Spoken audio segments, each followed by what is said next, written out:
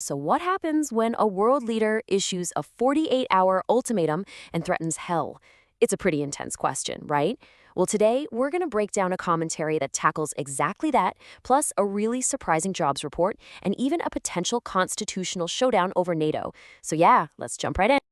Okay, so right off the bat, the commentary we're looking at just throws this at you. An incredibly blunt threat, supposedly delivered straight to Iran. Make a deal or face hell. I mean, wow. Language like that, it completely changes the game. So you have to wonder, what was really going on here? And, this wasn't just some vague threat. According to the analysis, this was tied to a very real ticking clock. We're talking about a 48-hour ultimatum delivered right to the Iranian regime. I mean, the pressure was definitely on. So let's get into it. What were the actual demands behind this thing? And what was the bigger strategy here? This is our first major flashpoint. Okay, and the commentary gets really specific about the details. The demand? Reopen the Strait of Hormuz. Simple enough. But the consequences for saying no? A new bombing campaign. And get this, the target was supposedly Iran's power plants. The stated goal, according to the source, to literally plunge that country into darkness. Chilling stuff. So you gotta ask yourself, why go with such a drastic threat? I mean, what's the political calculation? What's the end game? Well, the analysts and the source material we're looking at, they have a theory. And according to this commentary, it all boils down to timing. Politics, right? The theory is this was basically a power move to get a super quick resolution to the conflict.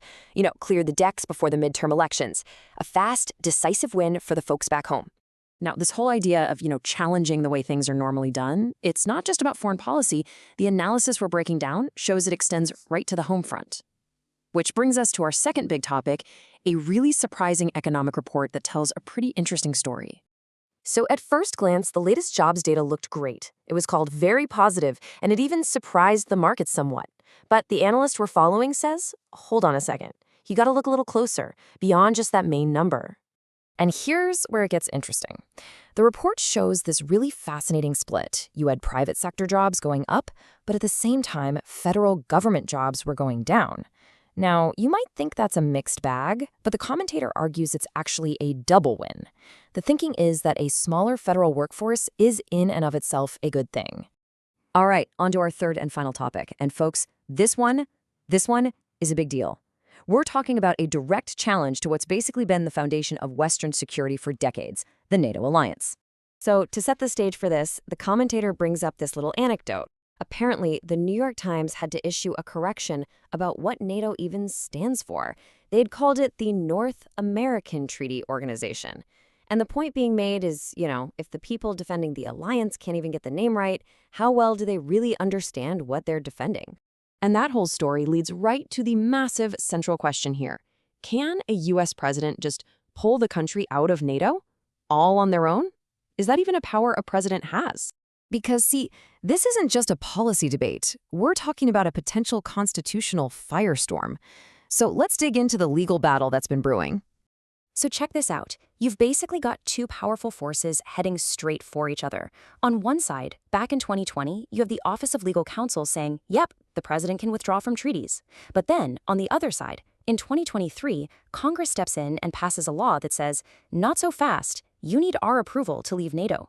It's a classic showdown waiting to happen.